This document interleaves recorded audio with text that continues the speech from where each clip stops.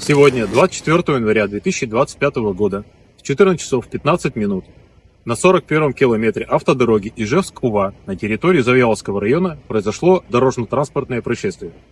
Водитель автомобиля «Лада Калина» совершила выезд на полосу встречного движения, где совершила столкновение с пассажирским автомобилем под управлением 43-летнего мужчины, после чего автомобиль «Газель» совершил столкновение с грузовым автомобилем «Форд» под управлением 62-летнего мужчины.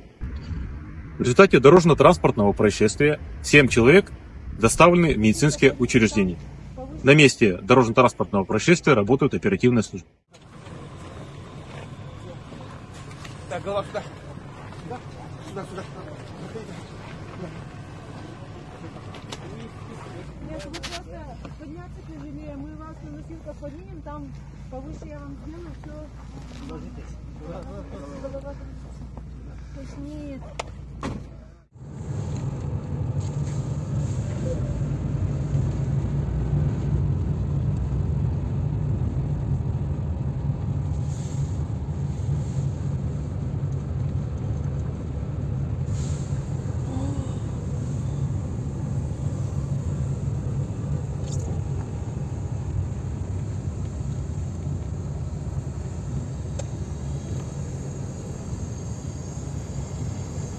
Даже смотри, не одна машина-то. Я вижу конкретно.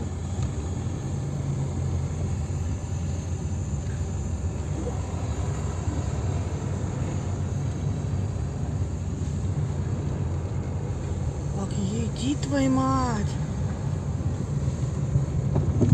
Блин, там передка нету.